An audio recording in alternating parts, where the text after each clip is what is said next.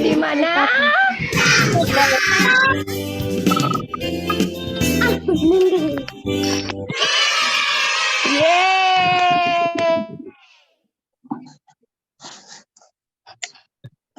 Rita Bangsa, anak cerdas.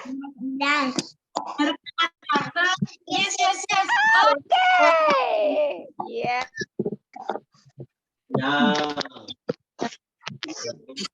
Juga boleh. Tampilkan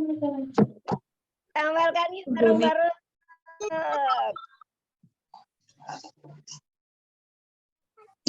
Jam.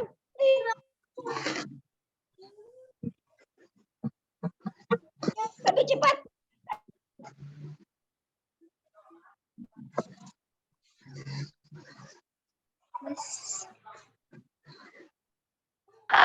Egan Dagu.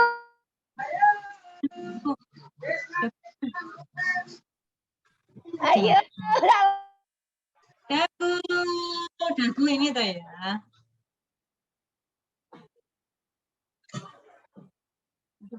Jam. Cepat. Dagu mana ini jidat? Sinyalnya kurang bagus, Miss. Ya, kayaknya sinyal Miss Restu. Bisa.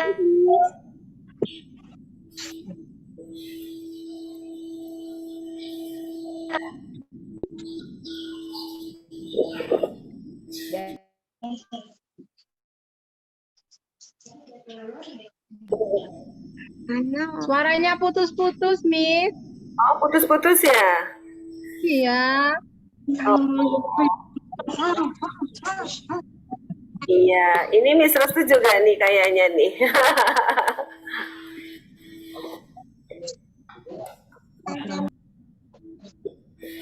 Ya, kayaknya karena sinyal ya. Ya, coba tebak-tebakan dulu. Kedengeran nggak, Maria? Dengar nih, suara Maria denger. Suara Maria kedengeran tidak? Suara Miss Maria kedengeran. Ya, ayo. Jawab ya. Ya. Ayo. Jawab tidak? Siap.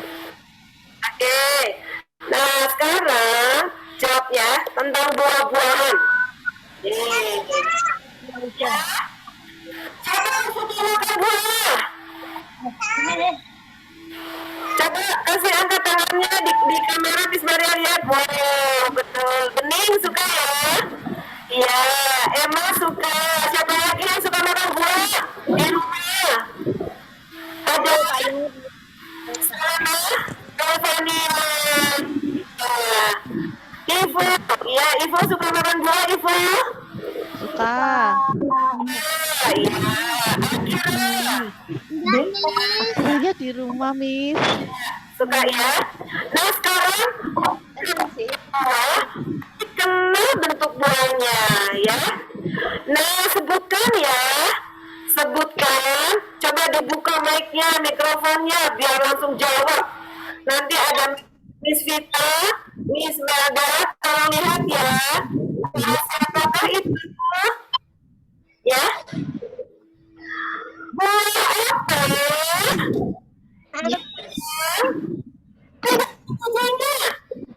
Ayo, buah apa yang tidak ada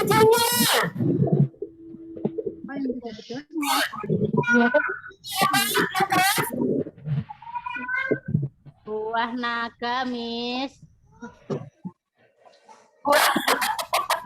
Berapa deh?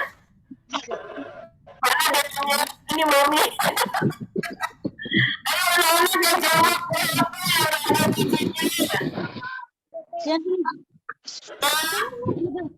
Nggak jelas, Miss. Kurang jelas, Miss. Putus, Miss. Jawabannya Mama suruh. Buah nanas, udah ada bijinya. Strawberry, Miss. Dean, Miss. Ya, Giovanni.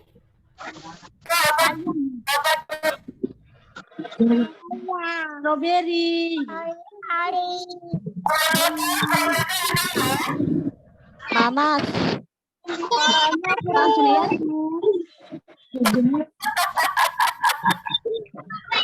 Ya, bantu kita tadi ada jawab kita. Dicek belum? Dicek aja kalau Buah nanas. yang Mami semangat. Nanas. Ayo, dicek ya. Siapa yang duluan cek? Ayo. Suaranya agak di sini kurang kedengeran karena hujan. Ayo dicek. Ayo. Belum ada? Nggak tahu? Nggak tahu.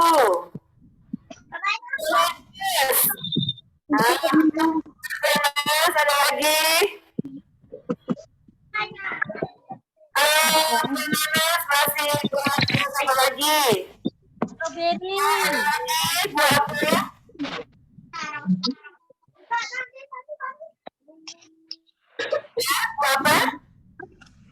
Berapa?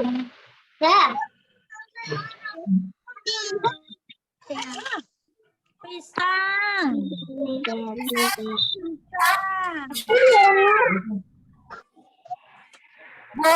Buah pisang, ada bijinya.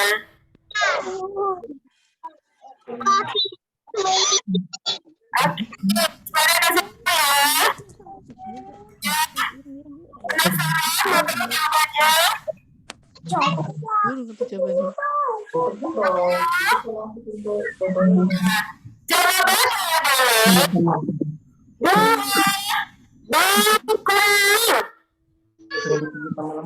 Apa, Miss? Ya? Iya. Kurang keras, Miss. Masih Jawabannya. Oke. Baik. Tadi belum ada yang jawab ya? Nah, sekarang satu lagi ya. Wah, Miss Restu sudah ada bersama dengan Miss Melda, ya. Ya, oke kalau gitu karena Miss Restunya sudah ada, silakan dilanjut Miss.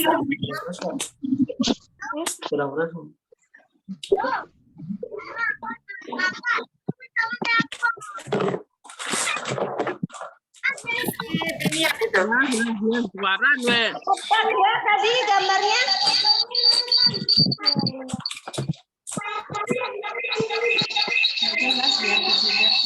Ya, kan di mute lagi. Ketak, Miss. Ada yang Suaranya sedikit lagi. Nggak jelas suaranya dia. Halo, Miss. Kedengeran? Ayo silakan. Oke deh. Karena ini sinyalnya kurang bagus juga ya, Miss ya. Suaranya nggak kedengeran. Kita langsung atau mau icebreaker lagi? Silakan langsung aja. Langsung. Terima kasih,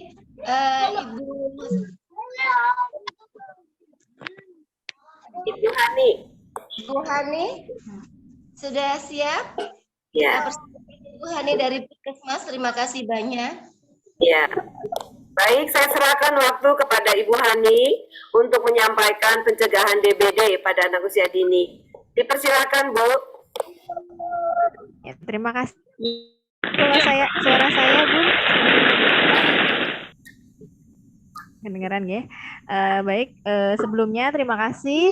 Assalamualaikum warahmatullahi wabarakatuh. Selamat pagi, sehat semuanya, semangat semuanya ya adik-adik, anak-anak TK Tunas Pelita Bangsa.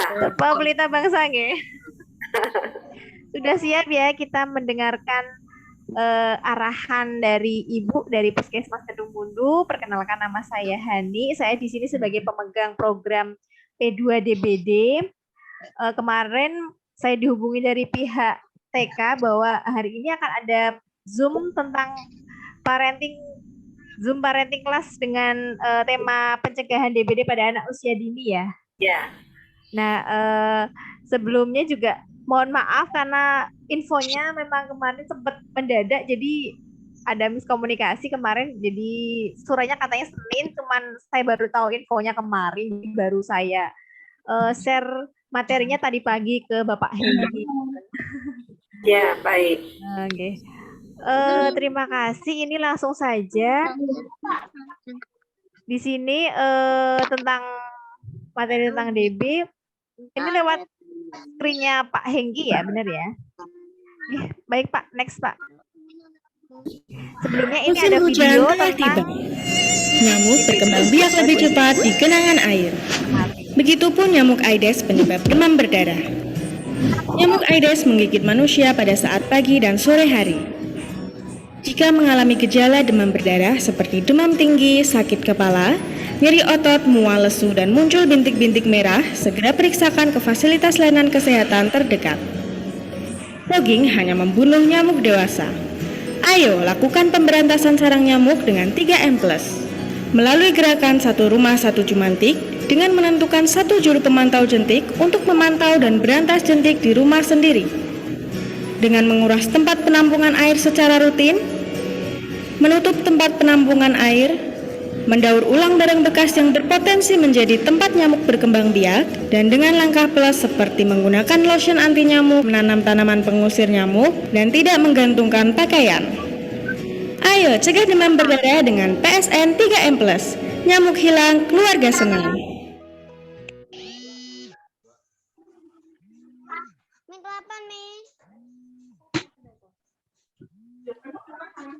Baik, next. Nah, sebelumnya ini ada beberapa faktor yang mempengaruhi penyakit demam berdarah. Nah, faktor terbesarnya itu dari segi lingkungan. Jadi, biasanya nyamuk demam berdarah itu dia akan mempunyai sarang untuk bertelur. Jadi, biasanya di lingkungan itu ada genangan-genangan air yang biasanya air bersih. Biasanya air bersihnya itu dari air hujan, gitu. Terus semak-semak ini biasanya dia lebih ke Aedes albopictus. Jadi kalau Aedes itu ada dua, Aedes aegypti itu yang biasanya di dalam rumah, sama Aedes albopictus itu yang di luar-luar rumah. Biasanya dia di semak-semak, di pohon-pohon. Kemudian untuk bangunan tidak dihuni juga biasanya buat sarangnya juga. Kemudian sampah-sampah, botol-botol kaleng, ban bekas itu dia untuk berkembangbiakan dari jentiknya. Kemudian yang selanjutnya itu dari faktor perilaku. Jadi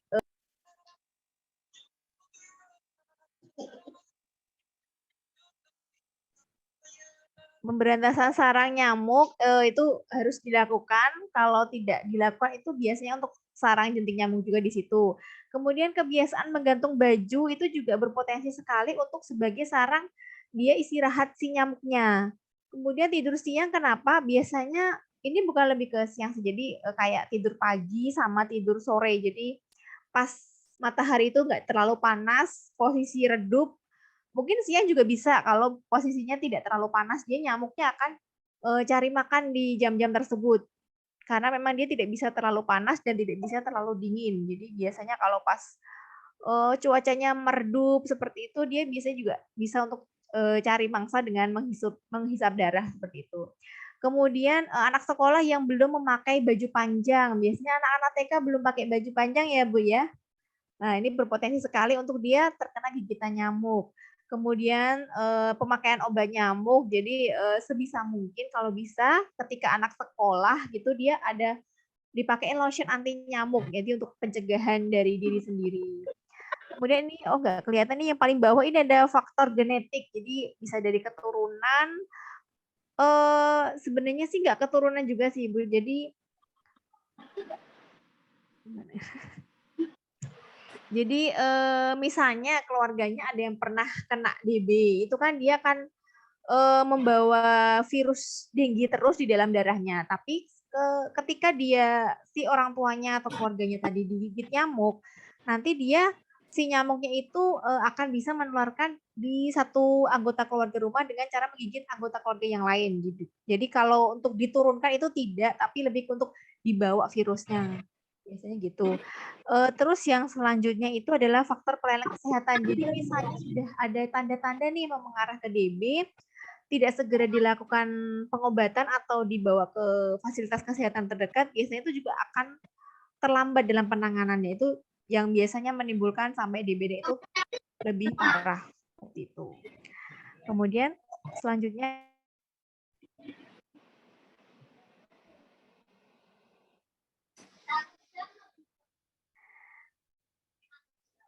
nah, ini untuk siklus hidup nyamuk Aedes.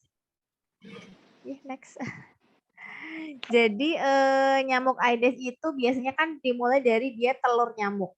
Jadi dari nyamuk dewasa, kemudian itu bertelur sekitar selama 7-10 hari, itu siklusnya dari nyamuk dari mulai telur sampai dengan nyamuk dewasa. Kemudian dari telur ini akan menjadi umurnya bisa sampai si nyamuk itu umurnya bisa sampai 40 hari. Jadi kemudian mulai menggigit itu 4 hari setelah menetas. Kemudian kemampuan terbangnya antara 40 sampai 100 meter, dipengaruhi dari kesediaan makanan dan tempat perindukan. Jadi kenapa biasanya kalau ada kasus kan biasanya saya melakukan kunjungan itu kurang lebih akan memantau 100 meter dari rumah penderita karena tadi dipengaruhi oleh kemampuan terbang si nyamuknya. Jadi dia bisa terbang sampai 100 meter dari rumah penderita untuk menularkan virus dengginya tadi ke orang lain seperti itu. Jadi kemudian umur nyamuk dewasa betina ini bisa sampai 2-3 bulan. Dan si telur nyamuk ini bisa bertahan 6 bulan.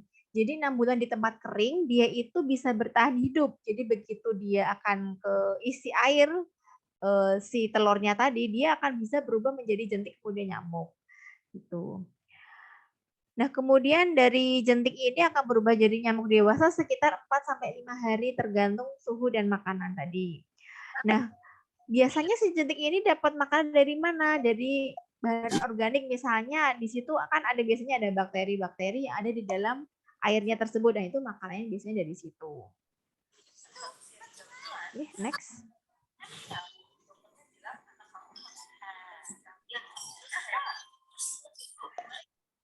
Nah, ini untuk proses penularan nyamuk demam berdarah. Jadi misalnya ada orang yang sudah terkena DB, jadi yang orang sehat pun yang sudah pernah terkena DB kan dia akan membawa virus terus ya Bu ya. Kemudian virusnya nanti misalnya dia akan digigit nyamuk. Nah si nyamuknya nanti itu dia membawa virus dengginya itu. Kemudian si nyamuknya dia akan bertelur, jadi jentik, kemudian jadi pupa. Kemudian setelah pupa itu dalam 3 hari dia akan jadi nyamuk dewasa. Nah si nyamuknya ini tadi kan akan membawa virusnya tadi karena sudah menggigit si penderita. Kemudian nanti dia akan menggigit orang yang sehat. Nah, orang yang sehat nanti jika dia tergigit nyamuk yang sudah membawa virus denggi, dia akan jadi si orang sehat akan kena virus denggi dan akan sakit DB seperti itu. Next. Nah, untuk tanda dan gejalanya apa saja? Jadi secara umum yang gejala utama dia akan panas. Nah, untuk panas ini bisa naik turun, bisa panas terus, panas tinggi, atau misalnya hanya semlenget, gitu tergantung dari kondisi masing-masing tubuh penderita. Jadi tidak mesti ya Bu ya. Jadi kadang ada yang panas tinggi, ada yang panas naik turun, ada yang hanya semlenget gitu saja. Tapi dia gejala utamanya memang panas. Jadi penyakit-penyakit yang disebabkan oleh virus, gejala utamanya memang ada panasnya. Itu gejala khasnya. Kemudian ini bisa sampai 2 sampai 7 hari. Kemudian ada ditambah dengan gejala seperti sakit kepala, terus kemudian biasanya dia akan lemes. Kemudian ada juga yang nyeri di bagian belakang mata, biasanya matanya kok rasanya nyeri kayak gitu. Kemudian akan nyeri otot, mual muntah, ini juga ada yang mual muntah, ada yang tidak, tapi kebanyakan pasien kami juga akan mual muntah, jadi seperti gejala orang yang kena tipes, jadi itu mirip-mirip gejalanya seperti itu.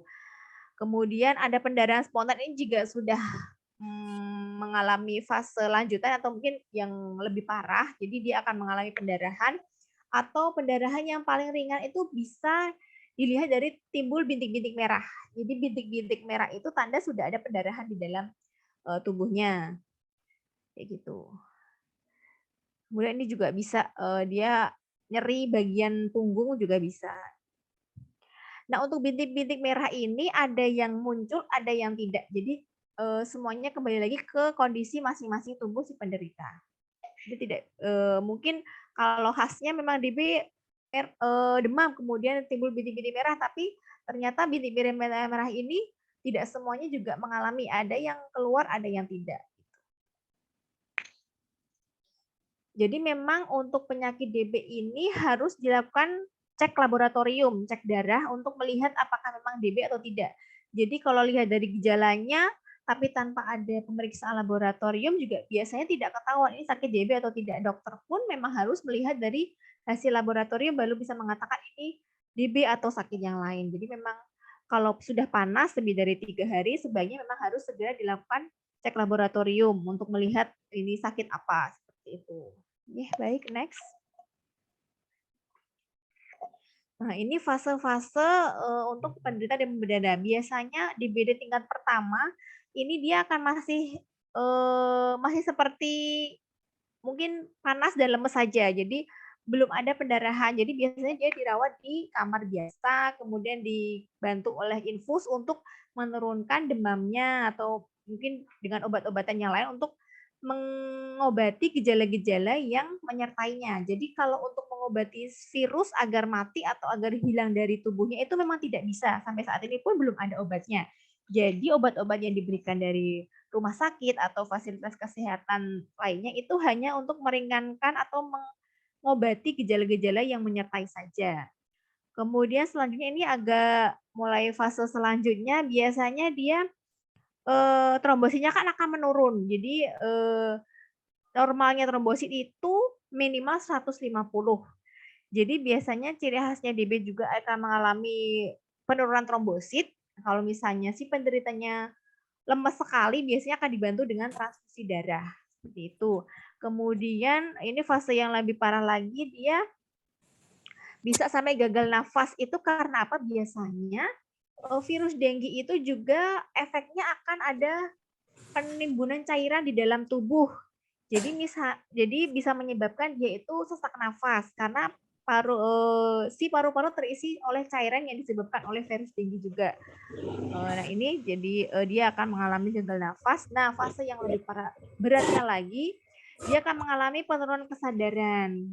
Seperti ini. Biasanya kalau sudah sampai fase gini, kebanyakan memang pasien itu susah untuk tertolong ya, tapi ya mungkin ada juga tergantung kondisi masing-masing tubuh. Kalau tubuhnya masih bisa untuk melawan virusnya, kadang ada yang sudah masuk ICU pun masih bisa tertolong gitu, tapi ada juga yang memang mungkin jalannya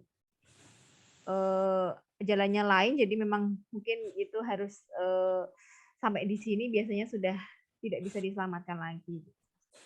Oke, next. Nah, ini untuk tips yang misalnya masih kuat untuk rawat jalan, tidak mau dirawat inap nih. Mungkin trombositnya penurunannya masih sedikit, jadi mungkin masih 140 atau 130. Tapi kalau di bawah 100, bayinya memang harus rawat inap. Ini misalnya sudah ada penurunan trombosit, panas, tapi kok tidak mau rawat inap, mungkin karena masih bisa mengobati di rumah, atau mungkin keluarganya ada yang berprofesi sebagai tenaga kesehatan, bisa. Yang pertama dipastikan dia harus bed rest total, jadi tidak boleh kecapean sedikit saja. Kalau misalnya mau ke kamar mandi, bisa untuk Sambil jalan dituntun mungkin seperti itu. Terus dipastikan juga minum air putih yang banyak. Ini untuk supaya cairan di dalam tubuhnya ini tercukupi dan tidak dan juga untuk menghilangkan panasnya tadi. Jadi dengan minum air putih yang banyak, nanti dia akan keluar lewat cairan urinnya atau lewat kencing seperti itu untuk menjaga kestabilan suhunya. Jadi kalau untuk dewasa sekitar 6 sampai 18, kemudian anak-anak 3 sampai 14. Ini tergantung dari umur anak sama berat badan. Jadi kalau semakin gendut si anak pun juga cairannya yang dibutuhkan akan makin banyak. Jadi minumnya juga harus lebih banyak seperti itu. Jadi tidak hanya umur tapi yang mempengaruhi juga berat badannya juga. Kemudian jenis air cairannya bisa kalau tidak air putih bisa dibantu dengan susu, air kelapa. Jus ini biasanya sering jus jambu ya, karena memang jus jambu ini vitamin C-nya tinggi, jadi kebanyakan orang memang jus jambu dan harganya juga relatif murah juga. Kemudian Oralit ini biasanya jika dia ada diarenya, jadi bantu dengan cairan Oralit. Atau mungkin kalau untuk makanan yang berkuah jadi bisa dibikin sup seperti itu. Nah ini tadi untuk kalau susu juga biasanya ada kalsiumnya juga, jadi untuk membantu proses cepat pemulihannya juga untuk daya tahan tubuhnya. Terus misalnya demam tadi berikan paracetamol. Tuh, paracetamol ini tidak harus 3 hari sekali, bisa 4 kali sehari. Jadi misalnya panas, nanti 4 jam setelahnya kok masih panas, bisa dikasih paracetamol lagi. Seperti itu. Kemudian ngompres ini juga penting karena untuk menurunkan suhu tubuhnya jika panas. Jadi kompresnya air hangat saja, jangan air dingin karena kalau air dingin kan posisi badan panas, dikasih air dingin nanti malah akan berbenturan gitu, ke panas ketemu dingin. Jadi hangat saja airnya. Nanti kompresnya itu jadi di tempat-tempat yang panas. Jadi tidak hanya di dahi tapi bisa di ketiak, bisa di leher, di badan yang memang terasa panas sekali gitu bisa dikompres pakai air hangat itu, ditempel-tempelin pakai handuk yang hangat itu.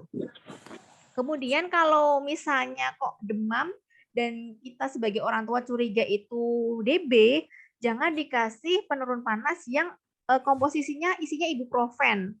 Karena menurut penelitian dan beberapa pengalaman juga dari teman-teman medis, ibuprofen ini adalah salah satu obat yang mempercepat pecah pembuluh darah. Jadi itu yang kadang yang bisa mengakibatkan pendarahan bagi si penderita. Jadi kalau misalnya kita curiganya kok ini demam, sebaiknya dikasihnya paracetamol saja, jangan ada yang kandungan ibuprofennya. Gitu. Jadi sebelum beli obat nanti bisa dilihat ini kandungannya apa saja. Kalau ada ibuprofennya dan itu demam sudah lebih dari 2 hari, sebaiknya jangan beli yang itu. Next. Nah, ini selanjutnya tadi menurunkan perindukan nyamuk dan jentik di sekitar rumah. Jadi kalau misalnya sudah ada yang sakit, sebaiknya memang tidak merekomendasikan untuk langsung di fogging karena tadi fogging hanya membunuh nyamuk dewasa saja. Nah, untuk ada penularan itu sebenarnya juga kita membunuhnya dari mulai telur nyamuk sampai nyamuk dewasa. Makanya kita harus dianjurkannya untuk menghilangkan tempat-tempat perindukan nyamuk yang ada di sekitar rumah atau paling nggak radius 100 meter dari rumah kita dengan melakukan 3M+ seperti itu. Kemudian bila pada saat di rumah tadi sudah muncul tanda-tanda bahaya seperti apa tadi, muntah terus, kemudian air kencingnya sudah mulai berkurang, kemudian perutnya sakit sekali tidak bisa ditahan, kemudian sudah lemas sekali, apalagi sudah ada kejang-kejang, tadi ada bintik-bintik merah, kemudian apalagi sudah muntah darah, kemudian pucet. Nah, tangan dan kaki sudah dingin, ini tanda-tanda dia akan fase kritis. Ya? Jadi biasanya dia fase awal, kemudian fase kritis itu justru demamnya akan turun, tapi dia akan lebih lemes dan ada tangan dan kakinya biasanya dingin. Nah, ini yang itu sudah fase kritis. harap segera dibawa ke rumah sakit terdekat. Apalagi kalau sudah kesulitan pernafasan, biasanya karena tadi ada cairan di dalam paru-parunya yang bisa menimbulkan sesak nafas itu tadi. Jadi pokoknya tanda-tanda itu memang sebaiknya harus segera dibawa ke rumah sakit terdekat untuk dilakukan penanganan yang lebih lanjut. Ya, next. Nah, untuk pencegahan demam berdarah tadi apa saja? Jadi ada yang dari segi fisik atau mekanis, kemudian dari segi kimia dan juga biologis. Nah, untuk dari fisik, next. Yang tadi kita melakukan kegiatan 3M+, itu tadi yang untuk memberantas dari mulai telur nyamuk sampai dengan nyamuk dewasa. Menguras bak mandi, drum atau kolam paling tidak seminggu sekali karena tadi ya Bu ya siklus hidup nyamuk itu sekitar 7 sampai 10 hari. Jadi dia sebelum jadi nyamuk dewasa sudah harus disikat dulu apalagi kalau sudah ada jentiknya gitu. Dan memang bak mandi ini atau drum atau gentong kayak gitu tidak boleh hanya dibuang saja airnya. Jadi memang harus disikatin. Kalau lebih bagus lagi mungkin bisa dituang air panas. Karena apa? Biasanya kan telur nyamuk itu masih nempel di dinding-dinding bak atau gentong. Jadi kalau yang tidak disikat, dia masih akan nempel di situ, masih hidup, dan begitu terisi air, nanti dia akan berubah, berkembang biak jadi jentik, kemudian jadi larva, jadi pupa, dan kemudian akan jadi nyamuk dewasa. Seperti itu. Jadi memang harus disikat kalau lebih lagi mau lebih efektif lagi disiram air panas itu bisa. Kemudian menutup tempat-tempat penampungan air. Ya ini yang sering kali juga terlupakan. Jadi karena nyamuk Aedes itu dia suka air bersih. Jadi kalau kita punya tempat penampungan air yang tidak ada tutupnya, biasanya dia akan masuk ke situ bertelur kemudian akan berkembang biak. Nah, yang juga mendaur ulang barang-barang bekas tadi. Kalau misalnya yang punya botol-botol bekas mungkin bisa dimanfaatkan jadi pot bunga atau misalnya jadi kerajinan tangan yang lain untuk selain mengurangi sampah plastik itu juga bisa bermanfaat untuk mungkin sebagai kesibukan kita juga memanfaatkan barang-barang bekas untuk menjadi sesuatu yang lebih bermanfaat. Itu. Nah, kalau misalnya ibu-ibu atau mungkin para orang tua suka mengkoleksi pot-pot seperti ini yang dijadikan pot tanaman, misalnya mau diisi air potnya itu sebaiknya ada ikannya di situ. Ikan yang sangat kecil biasanya ini kalau pengalaman saya di lapangan biasanya dari ikannya itu ikan kepala timah, kalau enggak ikan gupi namanya. Itu sangat kecil sekali. Jadi kalau untuk di botol-botol plastik ini masih bisa. Kalau untuk ikan apa namanya yang buat ikan cupang, nah itu juga bisa. Cuman dia biasanya kalau airnya itu terlalu penuh atau misalnya setengah penuh kayak gitu, dia bisa loncat ikan cupang itu. Dan juga biasanya dia bertahan hidupnya kalau tidak ada makanan gitu cepat mati. Jadi pengalaman kami seperti itu. Jadi kalau untuk ikan gupi kan lebih kecil, jadi lebih gampang untuk perawatannya juga. Sebaiknya kalau misalnya nggak mau ikan, tanaman-tanaman yang ada di pot itu juga sebaiknya diganti tanah saja. Jadi itu lebih aman karena seperti kayak tanaman sirih, gading yang semacam-semacam itu kan biasanya yang sering ditanam di pot itu. Nah, itu lebih masih bisa hidup lewat tanah, jadi tidak harus pakai air karena kalau pakai air tadi bisa berisiko menimbulkan jentik kalau yang tidak ada ikannya. Ya, next. Nah, ini untuk secara kimiawi. Jadi tadi biasanya ada fogging, penaburan bubuk abate di tempat-tempat yang mungkin tidak terjamah atau misalnya tempat gentong air tapi yang buat tidak untuk yang diminum. Kemudian menaburkan lotion anti nyamuk di pergelangan tangan dan kaki untuk menghindari gigitan nyamuk atau bisa kita pakai obat nyamuk spray yang ada di pasaran untuk pencegahan. Nah, kalau misalnya mau menyemprot sendiri rumahnya, usahakan itu jam-jam aktivitas nyamuk, jadi pagi sama sore. Jadi kalau pagi itu sekitar jam 7 sampai jam 10-an atau bisa juga dia masih ada aktivitas sekitar jam 11-12, tergantung tadi kondisi cahaya matahari dan juga arah angin. Jadi kalau makin siang panas dan biasanya anginnya kencang itu dia akan istirahat, dia nggak akan cari mangsa di jam-jam itu. Tapi kalau posisi redup seperti ini hujan, biasanya dia masih bisa beraktivitas untuk cari mangsa. Nah, tadi untuk fogging memang hanya membunuh nyamuk dewasa saja, dan itu biasanya kita nyemprotnya pagi sekali sekitar jam 6, maksimal setengah 7, karena tadi untuk menghindari cahaya matahari yang sudah tinggi dan angin yang terlalu kencang, karena itu juga akan cepat ada penguapan di situ, jadi nanti fogging atau pengasapan jadi tidak efektif. Makanya kalau misalnya ada yang menghendaki fogging dan ada kasus di situ, ada kasus penularan DB, kita tawarkan foggingnya akan 2 siklus, jadi minggu pertama sama minggu selanjutnya. Kemudian kita harus start jam setengah 6, sudah mulai persiapan alat-alatnya segala macam, petugasnya sudah sudah ada pengumuman kita ke beberapa rumah, jadi rumah sudah harus clear, sudah harus siap untuk dimasukin, sudah dibuka semuanya, pintu jendela, sudah kalau ada makanan-makanan sudah ditutup dengan penutup mungkin yang kedap kayak ditutup plastik seperti itu biar tidak ada asap yang masuk ke dalam makanannya. Pokoknya sudah siap semuanya. Jadi jam 6 atau kurang dari jam 6 kita sudah mulai untuk muter untuk pengasapan kayak gitu. Maksimal dia setengah 7 harus sudah selesai, karena begitu nanti mataharinya sudah tinggi dan anginnya sudah kencang akan hasilnya tidak kurang maksimal seperti itu. Nah, next. Nah, ini tadi kelebihan fogging hanya membunuh nyamuk dewasa saja dengan lebih cepat. Itu kelebihannya satu.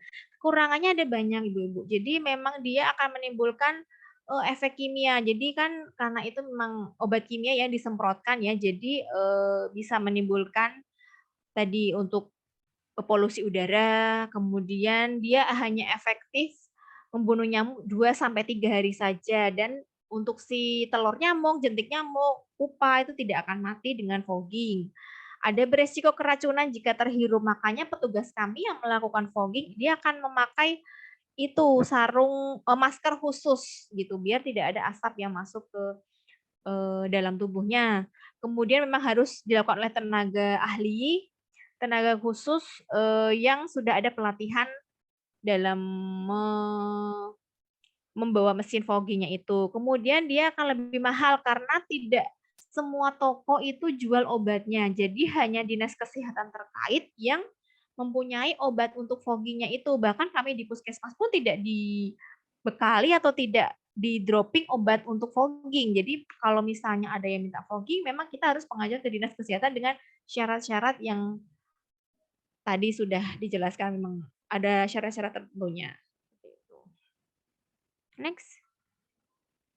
Nah, ini untuk secara biologis. Next. Seperti tadi kita memelihara ikan pemakan jentik. Ini ada kepala timah, ada gupi yang kecil itu, mujair, kemudian ikan cupang, yang lainnya gitu. Nah, kita juga bisa memanfaatkan tanaman pengusir nyamuk seperti sereh, lavender, kemangi kayak gitu, atau zodia. Nah, ini supaya lebih efektif, tidak hanya asal kita tanam saja, tapi harus kita letakkan di dekat pintu atau jendela angin. Jadi begitu nanti si tanaman itu terkena angin, aromanya itu akan masuk ke dalam rumah, makanya si nyamuk tidak berani masuk ke dalam rumah. Tapi kalau hanya ditanam saja dan tidak ada kena angin yang bisa bisa terkena si tanaman itu untuk masuk ke dalam rumah, dia akan tidak efektif kayak gitu. Jadi memang harus di tempat-tempat tertentu supaya memang aroma dari tanaman itu masuk ke dalam rumah. Next.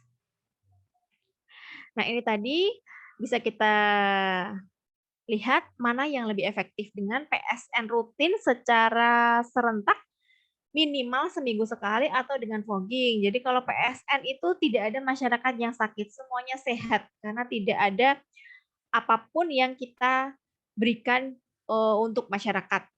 Jadi dari mulai diri sendiri bisa melakukan PSN seperti itu. Kemudian lebih murah karena memang tidak ada biayanya sama sekali, efektif karena bisa membunuh nyamuk mulai dari telur sampai dengan nyamuk dewasa. Kemudian mudah dilakukan, semuanya masyarakat bisa melakukan tanpa terkecuali. Bahkan anak-anak sekolah, anak-anak TK kita libatkan dalam pemantauan jentik kita libatkan dalam PSN itu bisa untuk kita ajarin. Kemudian mengembangkan budaya gotong royong. Jadi misalnya kok ada got yang mampet dan gotnya itu bawahnya itu di semen seperti itu kan bisa menimbulkan genangan air, dan kalau itu airnya air bersih bisa juga sebagai tempat perindukan nyamuk. Jadi harus memang melibatkan semua masyarakat untuk melakukan gotong royong membersihkan kayak gitu. Nah, kalau untuk fogging jelas bisa menimbulkan sakit karena yang disebarkan adalah racun, zat kimia yang mungkin balita, bayi, orang tua itu kalau terhirup si asap foggingnya itu bisa menimbulkan sakit seperti itu. Kemudian biayanya memang mahal karena memang zat kimia yang diberikan itu tidak ada di pasaran. Jadi memang itu harus pengadaan khusus dari Dinas Kesehatan. Kemudian tidak efektif karena hanya membunuh nyamuk dewasa saja, telurnya jentiknya tidak mati. Kemudian ada menimbulkan polusi udara. Nah, resistensi kebal ini jika si nyamuknya itu sempat ngumpet atau lari kemana, tidak terkena asap fogging. Nah, begitu dia nanti asapnya sudah mulai hilang, dia akan keluar lagi. Nah, itu bisa menimbulkan kekebalan.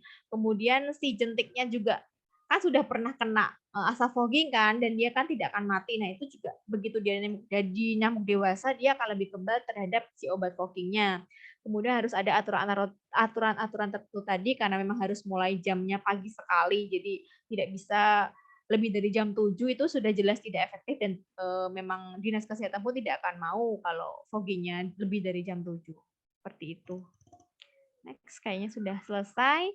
Begitu materi yang bisa saya sampaikan. Kalau ada pertanyaan, monggo saya persilahkan.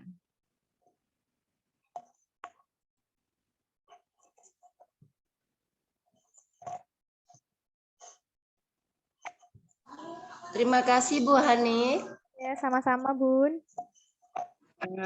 Mama-mama, parent semuanya, ada pertanyaan, ada spare waktu ini? Mumpung ada narasumber.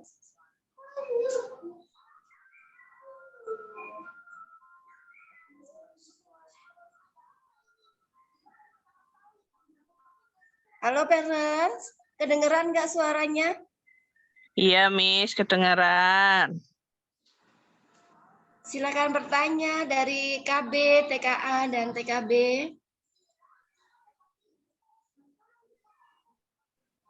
Miss mau tanya, Bu, apa namanya itu kan tadi yang nggak boleh itu kan obat yang ibuprofen ya, yang mengandung aspirin ya. Iya.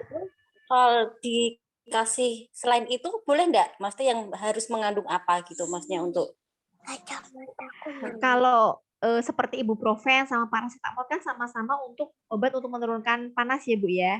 Jadi memang kalau selain itu biasanya memang paracetamol saja kalau untuk diberikan untuk anak penurun panas.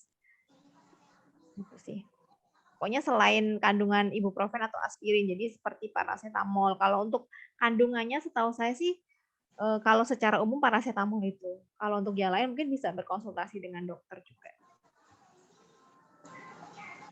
Terima kasih Mama Rere. Ibu terima Adi, saya tanya Bu ya. Kalau dari makanan atau minuman gitu Bu, jus apa namanya jambu itu malah jadi penyakit lainnya kayak mah apa yang lainnya karena kan katanya asam ya. Lu sempat satu ruangan pas dirawat tuh demam berdarah, katanya susternya nggak boleh dikasih jus jambu karena nanti malah lambungnya nggak kuat karena ini dalam pengobatan begitu Bu. Makanan apa aja yang bisa kita konsumsi? Baik, sedikit menambahkan. Jadi sebenarnya boleh dikasih asupan jus jambu selama dia tidak ada gejala mual muntah. Jadi kalau sudah ada gejala mual muntah itu juga berarti lambungnya sudah diserang sama si virus dengginya tadi. Makanya menyebabkan mual muntah. Nah, si jus jambu atau makanan-makanan yang mengandung asam, terus juga seperti mungkin pedas-pedasan, kayak gitu kan asamnya dia akan lebih tinggi. Nah, itu yang mungkin tidak boleh dikonsumsi karena akan memperparah kondisi mual muntahnya itu. Boleh dikasih selama si tubuh penderita itu masih kuat. Tapi kalau memang sudah ada gejala mual muntah, jadi daripada nanti memperparah kondisinya, memang tidak disarankan untuk terlalu banyak mengkonsumsi makanan yang mengandung vitamin C tinggi seperti yang asam-asam atau yang pedas-pedas. Kayak gitu sih selama jadi mungkin kalau buah itu juga biasanya ada asam-asamnya ya Bu ya. Jadi mungkin buah yang lebih manis saja, jangan yang ada asam-asamnya kayak gitu. Karena buah juga bagus juga untuk mempercepat kekebalan tubuhnya. Tapi kalau buah memang ada asamnya, biasanya juga akan mengganggu pencernaannya tadi. Jadi tidak disarankan untuk makanan pokoknya yang selain dari asam, pedas, terlalu bergas tinggi, mungkin seperti kayak golongan seperti singkong kayak gitu kan, atau kubis, kol, sawi itu kan cenderung dia gas makanannya bergas ya. Jadi memang nanti juga akan memperparah si asam lambungnya itu cepat berproduksi. Jadi memang itu saja sih yang nggak boleh. Terima kasih. Iya, terima kasih. Ada lagi, Mam? Monggo Ibu.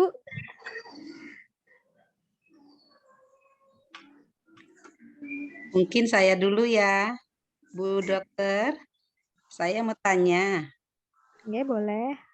Saya kan suka nanam sirih gading, betul tadi di botol-botol ya, Iya. pakai air. Aman nggak kalau saya hanya ganti airnya, misalnya 1 minggu kurang, seperti itu cukup aman nggak Bu Dokter?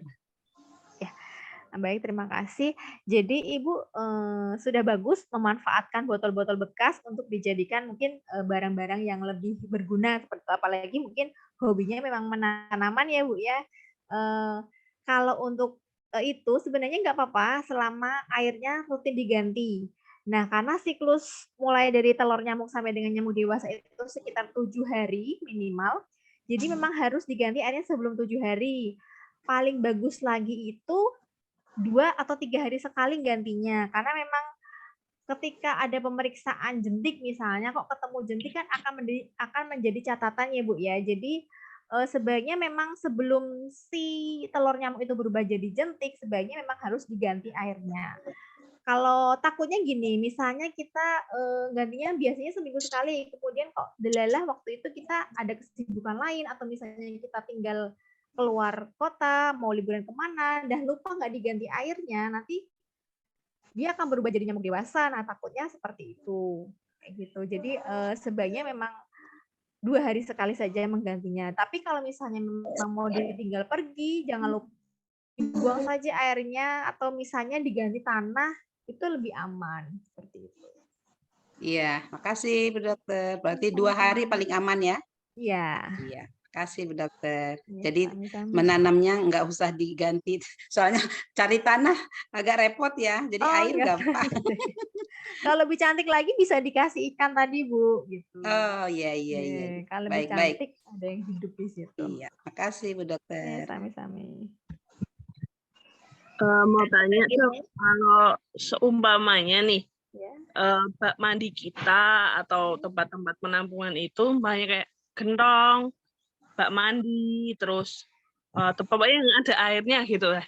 Itu seumpamanya selain ikan cupang, ikan gupi, dan lain sebagainya itu, kita ganti ikan yang lain, bisa nggak ya? Bisa, selama ikan itu adalah jenis ikan pemakan jentik. Kalau untuk jenis-jenis ikannya saya kurang tahu ya Bu ya, mungkin sama penjual ikan yang lebih tahu. Jadi kalau kita ngasih ikan tapi ternyata si ikan itu tidak makan jentik kan, jadi jentiknya tidak hilang, jadi masih ada di baknya kayak gitu. Jadi memang harus kalau mau ngasih ikan, ikannya yang pemakan jentik.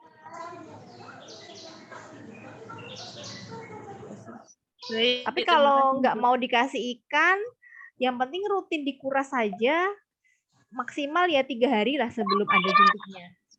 Kalau mau seminggu tadi takutnya pas lupa jentiknya sudah jadi nyamuk kan malah bahaya. Jadi sebaiknya mah 3 hari lah maksimal untuk melakukan pengurasan tempat-tempat penampungan air. Terus kalau ditambah kayak bubuk abate yang kita bikin kayak apa namanya, kita kasih saringan gitu, ditaruh di apa namanya kayak kain gitu, terus kita jahit gitu, Nggak apa-apa ya dok ya? Bubuk abate itu kan zat kimia ya Bu ya. Jadi kalau misalnya sudah ada ikannya, sebaiknya nggak usah dikasih abate. Tapi kalau nggak mau ikan terus mau abate boleh saja. Biasanya kami berikan itu satu plastik kecil itu sekitar beratnya 8-10 gram. Itu bisa efektif untuk 100 liter air. Jadi seperti bak yang setengah besar itu kurang lebih 100 liter air, nanti bisa dikasih abate, dan abate itu bisa efektif selama kurang lebih 2-3 bulan tergantung pemakaiannya. Kalau makin sering airnya itu dipakai, kadang juga 1 bulan itu sudah maksimal efektif. Jadi untuk bulan selanjutnya harus diganti dengan yang baru. Biasanya begitu. Tapi kalau mau dikasih di keran, terus dikasih kain, terus ada abate di dalamnya kan, kalau untuk gosok gigi kan jadi airnya itu kan mengandung abate ya.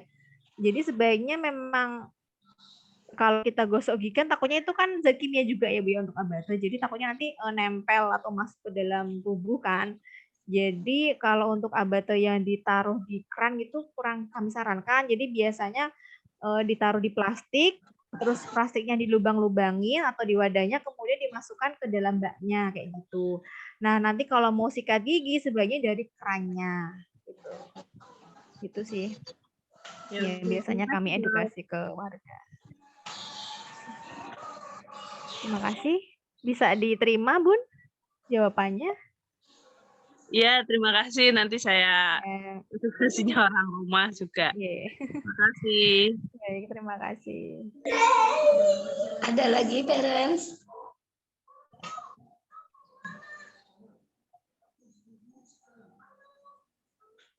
Dihitung. 1, 2, 3. Terima kasih. Sepertinya dapat ya. Terima kasih Bu. Ya, semoga bermanfaat. Ya. Lanjutkan ke acara selanjutnya. Baik. Karena nggak ada dari Miss Maria. Ya, terima kasih Bu Hani. Ya, sama-sama. Ya, kami sangat menambah pengetahuan kami untuk kami semakin lagi waspada ya terhadap nyamuk DBD ini untuk bersih-bersih di rumah. Iya, sehingga terhindar ya dari anak-anak kita bangsa. Selanjutnya, tadi seru sekali ya, banyak pertanyaan dari kita semua. Mungkin kalau ada yang kelewat, nanti bisa ditanyakan nanti di grup aja. Kalau nggak bisa jawab, nanti bisa ke Bu Hani ya, diteruskan. Siap. Iya. Hati. Iya. Pertanyaan. Sekali lagi kami ucapkan terima kasih. Kemudian mungkin ada pengumuman, silakan Miss Vita atau Miss Restu, ada pengumuman ya? Ada beberapa pengumuman. Yang pertama untuk pengumuman rekreasi ya parents. Mr. Regi bisa dibuka kembali. Tebak lagi nih.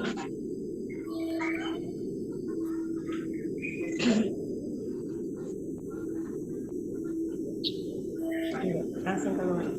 Mr. Regi bisa ditampilkan beberapa pengumuman rekreasi untuk deadline pembayaran dan kemarin yang sudah disepakatin.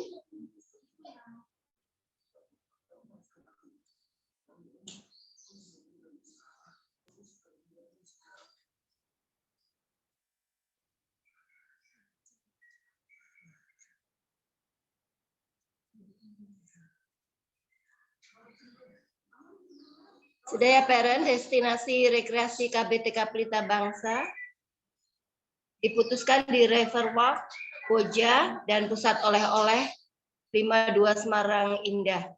Dan acaranya kumpul di Klipang Green pada tahu, Mam? Golf itu loh, Mam. Bundaran golf jam 6.30. Kita tunggu sampai jam 7.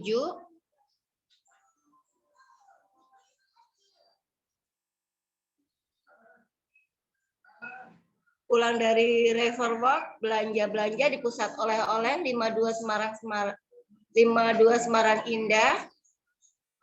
Kembali lagi di situ lagi ya Bu, penjemputan di tempat kita berangkat di Klipang Green. Barang yang harus dibawa, pakaian ganti, baju berenang, peralatan berenang, perlengkapan mandi, sandal, jas hujan, atau payung, obat pribadi jika masih konsumsi obat. Dress code-nya seragam merah kotak-kotak hari Kamis. Yang sudah membayar kegiatan hanya membayar pendamping saja 195 untuk per orang. Jika adik atau kakaknya atau eyangnya mau ikut berarti penambahannya 195. Pembayaran terakhir tanggal 5 Maret 2023 supaya kami pihak sekolah dapat memberikan DP kepada pihak-pihak agennya dan bisnya. Terima kasih. Ada pengumuman lain? Oh iya, pengumuman ulang tahun. Untuk yang berulang tahun udah dari tahun ke tahun ya, Mam. Ini diingatkan lagi, kemarin banyak yang mendadak gitu. Seharusnya 2 hari sebelum acara supaya teacher yang ada di kelas juga bisa mempersiapkan. Gitu ya mama-mama, tolong kalau yang tidak hadir diberitahu untuk pengumuman baik rekreasi maupun ulang tahun.